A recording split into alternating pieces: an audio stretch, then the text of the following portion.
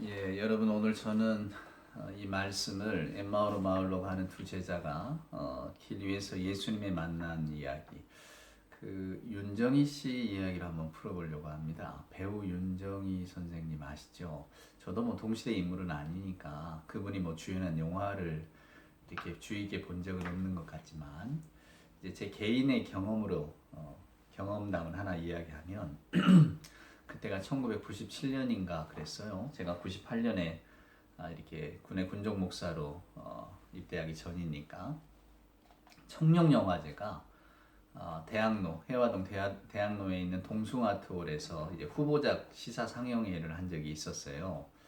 마침 시간이 좀 되었길래 제가 이제 영화제에 참여를 했었는데 영화를 보러 간 거죠. 근데 그날 아마 그 양윤호 감독이 만든 유리였던가 아니면 이명세 감독이 만들었던 첫사랑이었던가 그런 영화였을 겁니다. 제가 이렇게 자리에 들어가서 앉았는데 제가 앉은 자리가 물론 뭐 좌석이 있는 건 아니니까요. 그냥 가서 앉았는데 바로 앞에 이렇게 그 하얀 그 명패가 붙어 있더라고요. 윤정희 뭐 이런 그 이름으로 다른 이름도 있고. 근데 저는 아무 생각 없이 그 뒷자리에 앉았는데 영화 시작 한 5분쯤 지났을까? 어떤 여성이 하나 들어오더니 거기 앉더라고요. 남자하고. 영화가 끝났어요.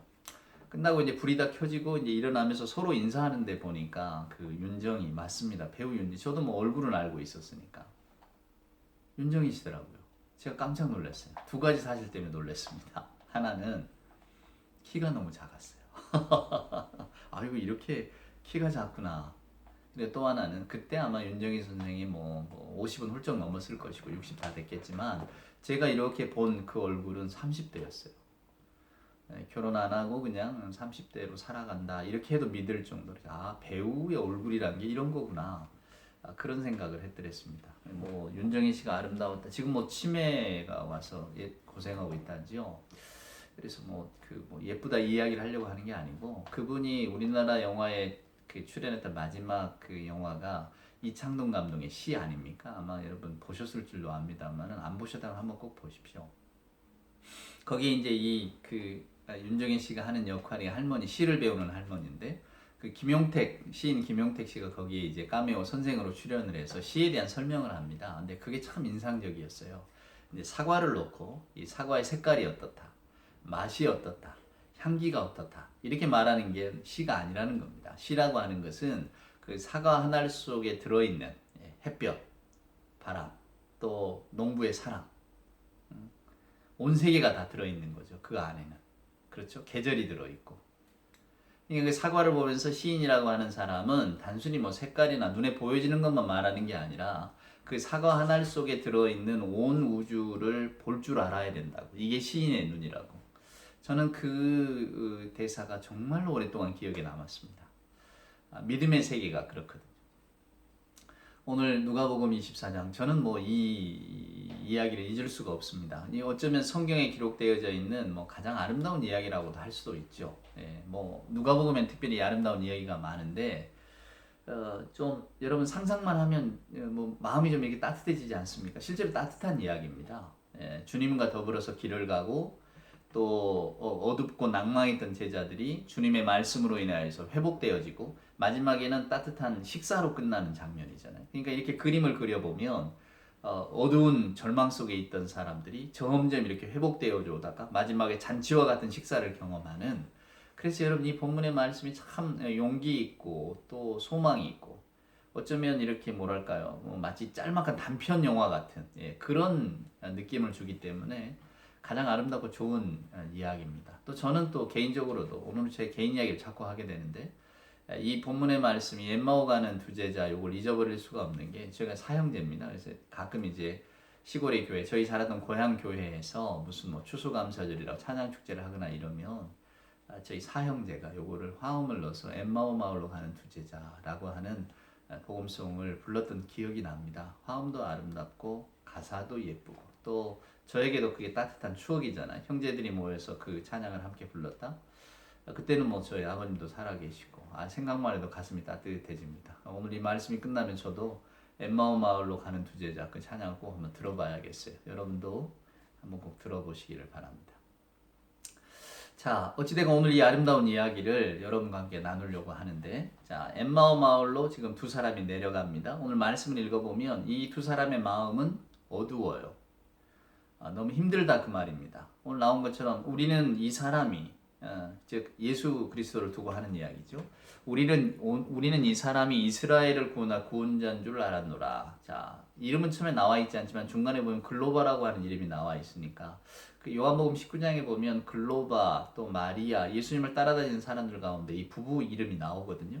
아마 이 글로바와 마리아가 아닐까 이렇게 추측을 합니다만은, 그러니까 우리는 흔히 두 제자라고 하니까 남자라고 생각하기 쉽지만 부부였을 가능성이 높습니다. 자, 이 두 부부가 예수님을 따라와서 예수님을 마음으로 우리를 구원할 메시아다 생각하고 왔다가 이제 십자가 처형으로 돌아가 버리시니까 얼마나 그게 낭망스럽고 힘들었겠어요. 그래서 그 시기를 지낸 다음에 아직 부활하신 주님을 만나보지도 못하고 그냥 이렇게 다시 자기 고향으로 돌아오는 이 어두운 어떤 그 뭐랄까 노정에서 길 위에서 어떤 사람을 만납니다. 처음에 이들은 이 예수님을 알아보지를 못하죠.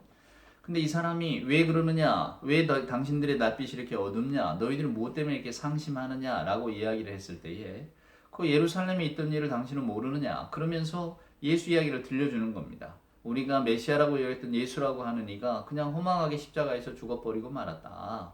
그래서 우리는 거기에 대해서 큰 실망감을 가지고 지금 돌아가는 길이다. 이렇게 이야기를 했단 말이에요. 그때 예수께서 이제 이 사람들과 길을 가면서 말씀을 가지고 그 메시아 사건의 의미를 풀어주시는 겁니다. 사랑하는 여러분. 무슨 이야기를 하셨을까? 여러분 무슨 이야기를 하셨을까요, 주님이?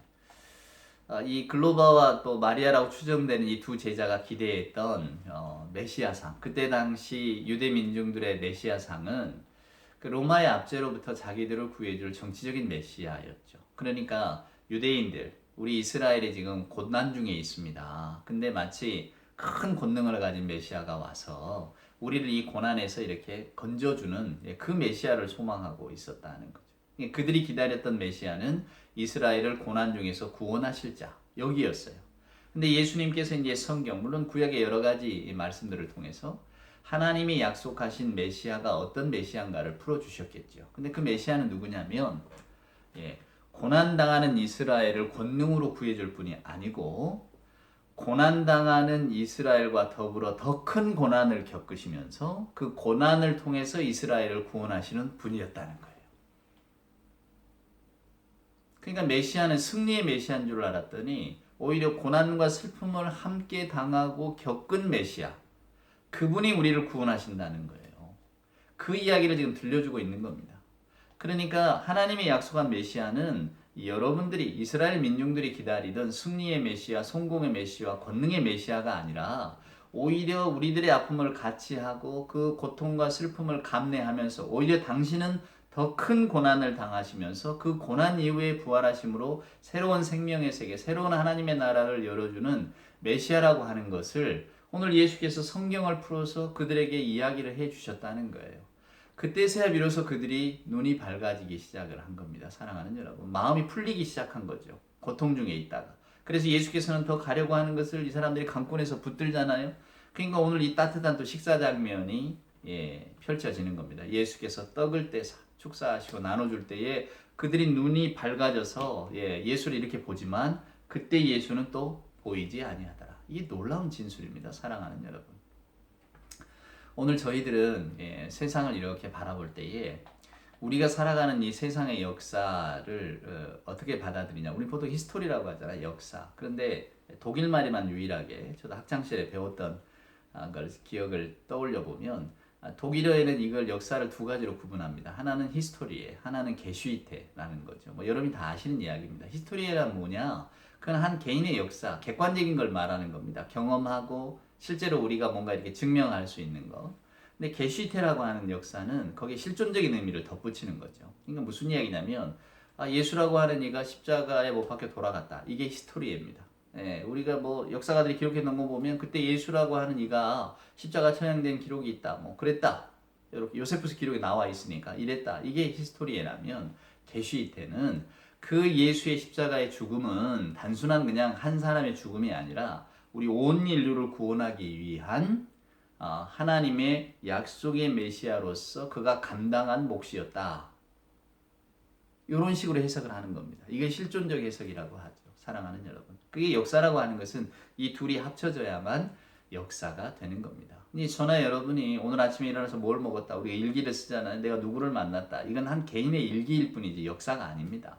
히스토리에 끝나는 거죠. 객관적인 사실이에요. 내가 뭘 먹었고 누구를 만났다 사실이지만 거기에 무슨 실존적인 의미가 있고 공동체에 영향을 미치는 뭐가 있습니까? 나 개인이 살아간 이야기지. 그런데 제가 그것을 먹고 누구를 만났는데 무슨 뭐가 사건이 일어나고 뭐가 있었다라고 할 때에 사랑하는 여러분 그런 것들을 종합하면 그게 역사가 되는 겁니다. 그러니까 역사라고 하는 것은 수많은 민중들, 우리 같은 그냥 평범한 사람들이 살아가는 세상 속에서 그들이 살아가고 만들어가는 것 가운데 의미 있던 일들을 기억하는 게 역사인 거죠. 그러니까 이 역사라고 하는 사실, 우리가 흔히 우리 신학계에서도 역사적 예수 연구 이런 말들이 있었거든요. 그러니까 예수님을 여러분도 아마 그런 고민을 하시겠습니다만 신앙의 그리스도로만 볼 것이냐 아니면 역사적 예수로 볼 것이냐. 즉 성경을 놓고도 우리는 이것을 못 믿겠다. 불트만이라고 하는 신학계 비신화 이런 게 유명하잖아요. 이게 이런 부활의 사건 우리는 잘 모른다. 진짜로 죽은 사람이 살아났는가 우리는 몰라. 그것은 그냥 하나의 어떤 진술일 뿐이야. 우리가 단순히 믿는 것은 그 십자가상에서 선포된 그리스도, 그 신학적인 의미의 그리스도만을 우리는 믿을 거야. 이런 식으로 가는 거죠. 예수님의 말씀의 교훈 속에 들어있는 그 어떤 가르침들만 딴다든지. 그러니까 예수님의 기적, 예수께서 나인성 과부의 아들을 살리신 이야기라든가 이렇게 혈루증 걸린 여인을 고치신 이야기들은 그냥 다 밀어놓는 겁니다. 우리는 그건 모르겠고. 오늘 저나 여러분이 이 본문의 말씀 가운데 집중해야 될 것은 제자들의 그 누구도 예수께서 다시 살아나실 거라고 기대하는 제자는 아무도 없었다는 겁니다. 그들의 논리 실증주의적인 생각, 오늘날 우리도 마찬가지죠. 우리가 경험 속에서 받아들이는 그 현상과 사실 속에는 죽은 자는 죽은 자지 살아날 수가 없어요. 사랑하는 여러분. 그러니까 오늘 제자들도 그 똑같은 의심을 갖고 있었다는 거예요. 그래서 오늘 이 본문의 말씀도 중요한 겁니다. 우리는, 저나 여러분도 우리가 어떤 그 세상을 살아갈 때 우리에게 주어지는 어떤 눈이 있잖아요. 세계관이라고 하는데 그 대부분 이제 우리의 경험과 어떤 그 현실에 기반을 두는 것입니다. 그래서 우리가 알지 못하는 것, 내가 경험하지 못하는 것은 그냥 이렇게 밀어놓거나 무시하거나 아니면 모른다 이런 식으로 넘어가 버리죠. 아니면 아예 가치를 두지 않습니다. 근데 오늘 성경의 이야기를 보세요. 우리가 경험할 수 있는 것들의 수치를 넘어섭니다. 그래서 성경의 말씀이고 하나님의 선포죠. 근데 우리는 이것을 여전히 우리 시선으로만 바라보려고 하니까 교회를 다니고 신앙생활 한다는 분들 가운데도 예수의 이런 부활은 잘 믿지를 못하는 거예요. 믿지 못하거나 아니면 문자 그대로 믿거나. 사랑하는 여러분. 그러면서 서로 막 이게 뒤엉킵니다. 그러다 보니까 누구에게 설명하기도 어렵고 참 어려워요. 오늘 예수님께서 길을 가던 제자들 앞에 나타나셨는데 제자들이 못 알아보잖아요. 분명히 예수님은 어떤 육체적인 그 어떤 물리적인 몸의 실체를 갖고 계시는데 못 알아봅니다. 그건 뭐냐면 전에 예수님과 뭔가 변화가 있다는 이야기예요. 절대적인 변화죠. 우리는 알지 못하지만. 그러니까 못 알아봐요. 근데 나중에 또 알아보잖아요. 근데 알아봤지만 그때는 이미 예수는 보이지 않더라. 계시지 않더라. 이렇게 되어 있으니까 도대체 이 진술이 막 헷갈리는 겁니다. 사랑하는 여러분, 여기는 무엇 때문에 이런 일들이 생겨나느냐 하면 인류가 한 번도 경험하지 못한 사건이 일어났기 때문이에요. 그러니까 예수님의 부활이라고 하는 것은 죽은 나사로가 살아나거나 나인성 과부의 아들을 살리신 이야기하고는 차원이 다른 이야기입니다. 우리의 언어가 미치지 못하는 사건이에요. 그래서 성경을 이렇게 읽어보면 그런 것들이 다 드러납니다. 자, 보세요. 예수님이 부활하셨다. 못 믿습니다. 그래서 예수님이 제자들 앞에 나타나세요. 오늘 이 엠마오로 가는 두 제자 이 사건 이후에 예수님이 사람들 앞에 나타나셔서 도마에게 막 넣어보라 막 그래요. 내 흔적 있으니까 좀 넣어보라. 그리고는 심지어는 구운 생선 한 토막을 달라고 그래서 드시기까지 한다니까요. 어떤 분들은 이 부활하면 성경에 기록된 것처럼 우리 육체도 이렇게 부활해. 그래서 우리 상처도 그대로 남아있을 것이고 우리가 여전히 부활한 이후에 음식을 먹는다니까. 예수님도 구운 생선 드셨잖아. 사랑하는 여러분. 오해는 마시기를 바랍니다. 예수님이 그런 모습을 보여주신 이유는 부활하신 예수님의 실체를 제자들에게 알리기 위함이에요. 왜 알리기 위함입니까? 제자들이 못 믿으니까요. 오늘 우리하고 똑같다니까요. 저나 여러분은 그저 어떤 그 뭐랄까 합리적 이성, 논리 실증주의적인 생활 태도에 어떤 이렇게 이 사고 방식에 젖어 있어 가지고 그저 예수님의 이야기나 이런 것들을 내가 경험하지 못하고 내 머리로 헤아릴 수 없으면 그냥 밀어놔 버립니다. 여기에 믿음의 세계 속에 발을 못 딛는 거예요. 오늘 이 본문의 말씀이 여러분 그래서 중요합니다. 사과 하나를 보고 단순히 사랑하는 여러분, 그저 이게 빛깔이 어떻고 맛이 어떻고 믿음의 세계는 시인의 세계라니까요. 그 사과 하나 속에 들어있는 그 여러 가지 것을 다 보는 겁니다. 햇볕과 바람과 공기와 농부의 사랑과 자연의 순환과 다 보는 거죠. 하나님의 창조 세계를 보는 겁니다. 이게 믿음의 눈인 거죠. 오늘 저나 여러분이 이 본문의 말씀을 대할 때에 그래서 우리는 어떻게 대해야 됩니까? 자, 첫째는 이겁니다. 엠마오로 내려가는 두 제자, 실망 가운데 내려간 두 제자가 점점 마음이 밝아지기 시작하는 겁니다. 누구를 만났기 때문에, 주님을 만났기 때문에. 주님이 무슨 이야기를 해주시니까 성경에 기록된 메시아가 누군가를 풀어주셨기 때문에 마음이 환해지는 겁니다. 그리고 나중에 가서야 그들은 눈이 밝아져서 주님을 알아봅니다. 어쩌면 이게 우리들의 믿음의 과정 아니겠어요? 저나 여러분도 믿음의 세계에 들어올 때는 막연하게 들어옵니다. 뭐 어떤 우리의 욕구가 앞서서 믿음을 갖게 되는 경우도 있죠.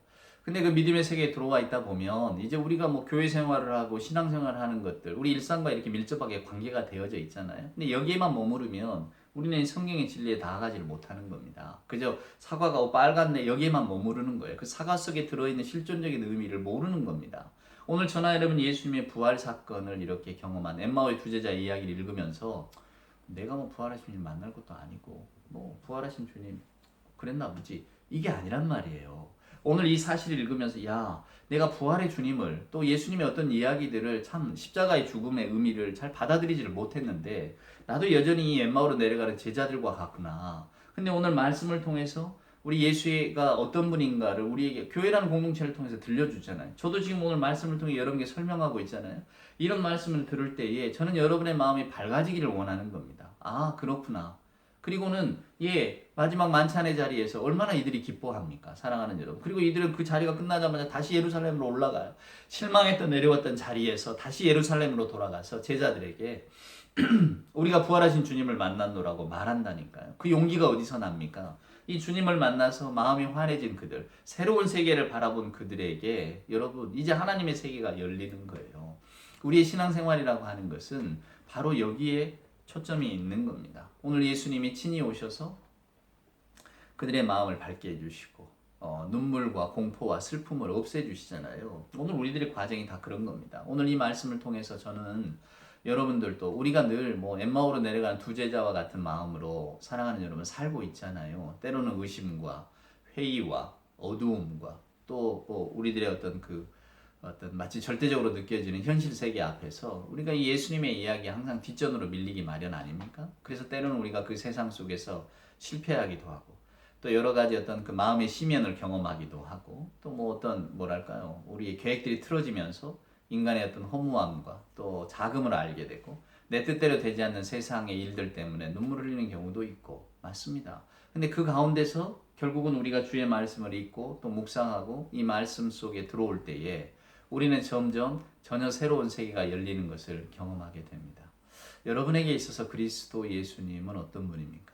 여러분에게 있어서 예수님의 부활은 어떤 것입니까? 아까 말씀드린 것처럼 그저 부활하신 예수 우리는 문이 닫혀 있는데도 막 들어오시고 하니까 아마 그것은 부활하신 실체로만 보였을 뿐이지 몸은 있는 것 아니었다. 이렇게 여기는 분도 있는가 하면 또 직접 구운 생선도 드시고 부활해도 우리는 똑같은 인생을 살아가는 거야. 우리가 똑같이 맛있는 거 먹고 즐거운 거 즐기고 이런 게 다 여러분 그건 여러분의 어떤 그 호기심과 어떤 소망이지 성경의 말씀은 그게 아니에요. 이 말씀 속에 들어있는 신비를 깨달으세요. 제자들이 의심했기 때문에 예수님은 각양각색의 모습으로 제자들에게 그 몸에 실체가 있음을 보여주시는 겁니다. 그러나 그 몸은 그 전에 우리가 경험하는 몸과는 다르죠. 그래서 오늘 엠마오의 두 제자가 식사 자리에서 예수께서 떡을 떼어 주실 때에 눈이 밝아져서 주님을 알아보지만 주님은 보이지 않더라. 사랑하는 여러분, 그것이 우리가 경험할 수 있는 세계를 넘어섰다는 이야기입니다. 그러니까 예수님의 어떤 부활을, 여러분과 저의 몸의 부활을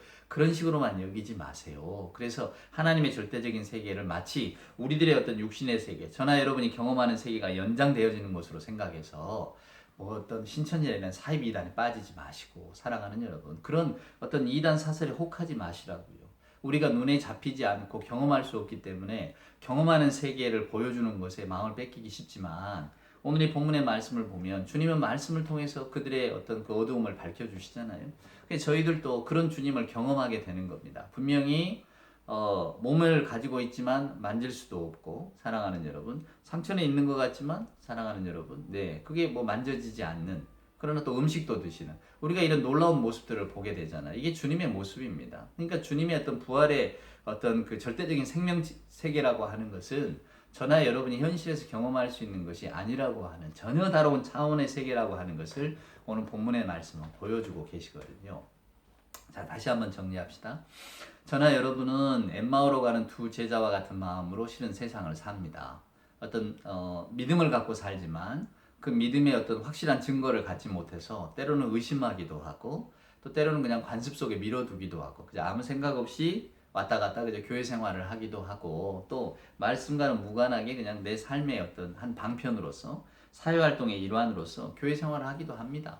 그런 우리들에게 오늘 부활하신 주님이 나타나셨다고 하는 이 성경의 말씀은, 먼저는 제자들도, 예수님과 더불어 있던 제자들도 주님을 믿지 못했다고 하는 사실, 그 회의와 불신 속에서 오늘 주님이 그들 앞에 나타나셨다는 사실이 오늘을 사는 우리에게는 위안이 될 것 같고요. 또 그 부활하신 주님을 만나는 순간부터 이 사람들이 완전히 달라집니다. 그리고 성경은 그것에 대한 이야기예요. 부활하신 주님을 만나고 제자들이 어떻게 변화되어졌는가를, 사랑하는 여러분, 우리는 말씀을 통해서 다 잊고 있잖아요.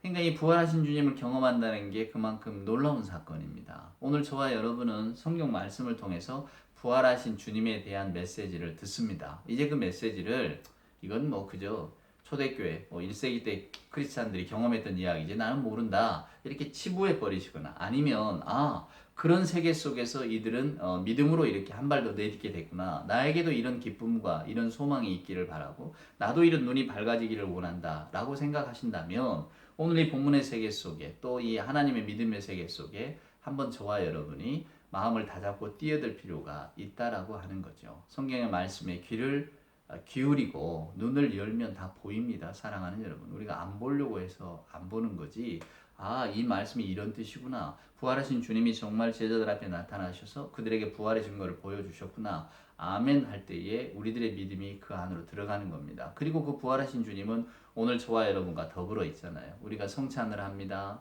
성례식을 합니다. 이 속에 우리 주님이 더불어 함께 하시잖아요. 그러니까 그 순간이 실은 우리가 엠마오로 가는 두 제자와 같이 두 제자들의 눈뜸을 경험하는 순간인 거예요. 아무 의미 없이 그냥 이렇게 떡을 떼고 이런 게 아니라는 말입니다. 저나 여러분이 말씀을 읽지만은 이 말씀을 읽으면서 머리로 끄덕이는 것들이 몸으로 어떻게 체화가 됩니까? 이제 뭐 성찬이라 이런 것들을 통해서 맞다, 우리 주님이 지금 나와 더불어 계시면서 부활에 대한 소망을 일깨워 주시는구나, 지금 엠마오로 간 두 제자와 같은 나에게 나타나셔서 오늘 이 성찬을 통해서 주님이 더불어 함께 계시고 주님의 몸이 어떻고 주님의 피가 어떻고 주님의 구원이 어떻다는 것을 오늘 내게 들려주고 계시는구나. 그래서 그 성찬에 참여할 때, 우리가 거룩한 성찬이라고 하잖아요. 성찬에 참여할 때 우리들의 마음이 뜨거워지고 우리의 마음이 기쁘지 않더냐, 오늘 성경 말씀에 이렇게 부합한 감정이나 생각들이 솟아나는 겁니다.